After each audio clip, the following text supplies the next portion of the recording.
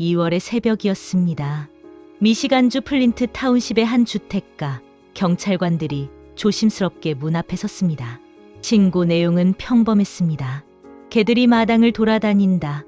짖는 소리가 너무 크다. 흔히 있는 민원이었습니다. 경찰관들도 그렇게 생각했을 것입니다. 그런데 문을 여는 순간이었습니다.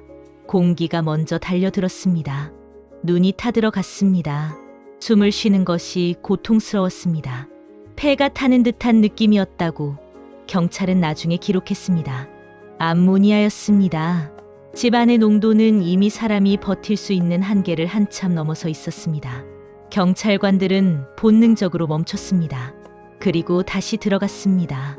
어둠 속에서 손전등을 켰습니다. 발을 내디딜 때마다 소리가 났습니다. 바닥은 온통 오물로 덮여 있었습니다. 썩어가는 가구들이 쓰러져 있었고 쓰레기 더미가 통로를 막고 있었습니다. 그 폐허 같은 공간 안에서 소리가 들려왔습니다. 짖는 소리였습니다. 한 마리가 아니었습니다. 수십 마리였습니다. 너무 커서 경찰관들은 서로 고함을 질러야 소통할 수 있었습니다. 유리문 너머로 한 방 안에 수많은 개들이 보였습니다. 겁에 질려 있었지만 살아 있었습니다. 61마리의 개, 그리고 3마리의 고양이가 그 폐허 속에서 살아 숨쉬고 있었습니다. 대부분 소형견이었습니다. 몸집이 작았습니다. 그만큼 더 그 공기 속에서 버티기 힘들었을 것입니다. 제네시 카운티 동물관리국장 제이 파커는 이렇게 말했습니다. 그 동물들은 자신의 배설물에서 벗어날 수가 없었다고. 아무데나 배설할 수밖에 없었고 바닥 전체가 그랬다고. 그런데 살아 있었습니다. 그 안에서 그 공기를 마시며 살아 있었습니다. 경찰관들은 암모니아 농도가 너무 높아 교대로 들어가야 했습니다.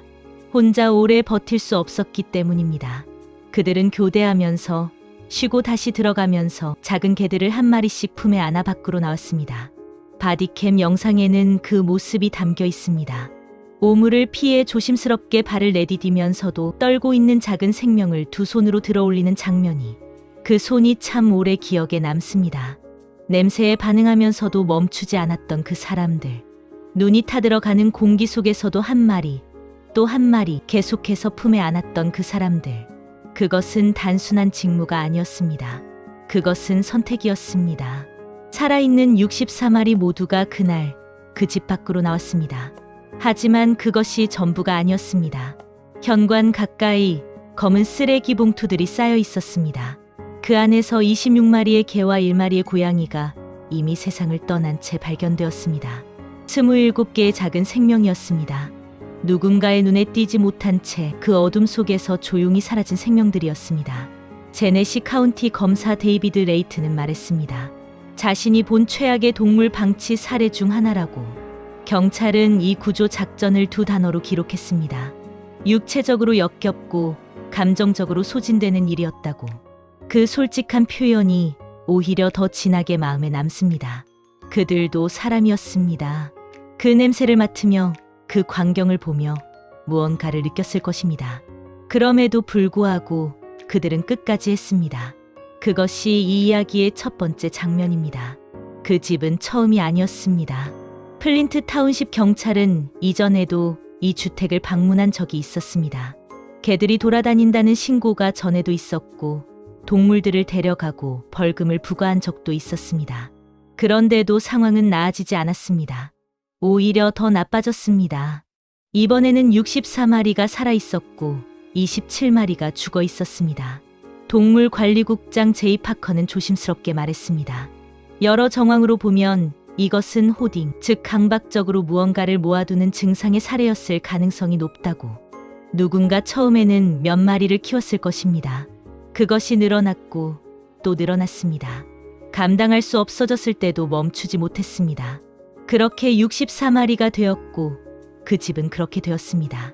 타운십 감독관 캐린 밀러는 이렇게 말했습니다. 동물들은 집 안을 자유롭게 돌아다닌 것 같다고. 그리고 동물들을 돌보던 사람은 집 안 다른 공간에 살았을 수도 있다고. 그 말이 오래 마음에 걸렸습니다. 동물들은 먹이를 받았습니다. 굶주리지는 않았습니다. 누군가가 먹을 것은 챙겼다는 뜻입니다. 그런데 그 공기는 챙겨줄 수 없었습니다. 그 바닥은 치워줄 수 없었습니다. 감당이 안 되었던 것입니다. 그 감당 안 되는 상황 속에서 작은 생명들은 하루하루를 버텼습니다. 이것이 학대인지 방치인지 아니면 또 다른 무엇인지 검사 레이트는 아직 단정하지 않겠다고 했습니다. 추가 조사가 필요하다고 했습니다. 집주인도 아직 확인되지 않았고 기소된 사람도 없습니다.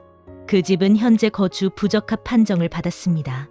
아무도 다시 들어가 살 수 없는 곳이 되었습니다. 구조된 동물들은 지금 파사데나 에비뉴의 보호소에 있습니다. 처음 도착했을 때 그들은 많이 무서워했다고 합니다. 낯선 사람, 낯선 냄새, 낯선 공간. 그 어둡고 오물 가득한 집이 그들이 아는 전부였으니까요. 밖의 세상은 오히려 더 두려웠을 것입니다. 그러나 조금씩 적응하고 있다고 합니다. 파커는 이렇게 말했습니다. 끔찍한 부분은 끝났지만 힘든 부분은 이제 막 시작되었다고. 그 말이 담담했습니다. 그러나 그 담담함 안에 얼마나 많은 것이 들어있는지 오래 생각하게 됩니다. 구조된다는 것이 다가 아닙니다. 살아남는 것과 살아가는 것은 다릅니다. 몸이 회복되어야 하고 마음이 안정되어야 하고 그 다음에야 새로운 가족을 만날 수 있습니다. 그래서 이 동물들은 아직 입양 대상이 아닙니다. 시간이 필요합니다. 지금 이 순간도 보호소의 누군가가 그 작은 몸들을 살피고 있을 것입니다. 밥을 챙겨주고 등을 쓰다듬어주고 괜찮다고 말해주고 있을 것입니다. 그 쓰다듬는 손이 아마 그 동물들이 처음으로 느끼는 부드러운 손일지도 모릅니다. 그 생각을 하면 말이 잘 나오지 않습니다. 살면서 가끔 이런 이야기를 듣게 됩니다. 뉴스에서 혹은 누군가의 말에서 처음엔 그냥 지나치려 합니다. 너무 무겁기 때문입니다. 그런데 어떤 이야기들은 마음속에 남아서 떠나지 않습니다. 플린트 타운십의 그 집 이야기가 저에게는 그런 이야기였습니다. 61마리의 개와 3마리의 고양이, 27마리의 죽은 동물, 눈이 타는 공기, 교대로 들어가며 한 마리씩 안아 나온 경찰관들, 그리고 지금 보호소에서 세상에 적응 중인 작은 생명들. 이 이야기는 단순한 동물 구조 뉴스가 아닙니다. 저는 이 이야기 속에서 우리 모두의 모습을 봅니다. 감당할 수 없는 상황이 조금씩 쌓여가는 것, 도움을 요청하지 못하는 것, 혼자 버티다가 결국 무너지는 것. 그것은 인간의 이야기이기도 하고 그 집 안동물들의 이야기이기도 합니다. 그리고 저는 이 이야기 속에서 아직 포기하지 않는 사람들의 모습도 봅니다. 눈이 타는 공기 속에서도 교대하며 들어간 경찰관들, 겁에 질린 작은 개들을 조심스럽게 품에 안은 구조대원들, 지금 이 순간도 보호소에서 그 동물들의 회복을 돕고 있는 사람들. 이름도 얼굴도 모르지만 그들은 자신이 할 수 있는 것을 했습니다. 그것이 세상을 조금씩 나아가게 합니다. 저는 종종 이런 생각을 합니다. 우리가 살아가면서 할 수 있는 가장 작은 선함은 무엇일까? 거창한 것이 아니어도 됩니다. 넘어진 사람 곁에 잠깐 앉아주는 것. 무서워하는 존재에게 괜찮다고 말해주는 것. 혼자 버티고 있는 누군가에게 손을 내미는 것. 그 경찰관들이 한 것도 그것이었습니다. 작은 개 한 마리를 품에 안고 그 독한 공기 속에서 바깥으로 나오는 것. 그것이 그들이 할 수 있는 것이었고 그들은 그것을 했습니다. 끝까지. 64마리의 생명이 지금 살아있습니다. 그 생명들은 머지않아 누군가의 가족이 될 것입니다. 따뜻한 담요 위에서 잠들고 이름을 불리고 안겨서 낮잠을 잘 것입니다. 그 집 어둠 속에서 짖던 소리가 언젠가는 꼬리를 흔드는 소리로 바뀔 것입니다. 그것이 저는 정말 좋습니다. 이 이야기를 끝까지 들어주셔서 감사합니다.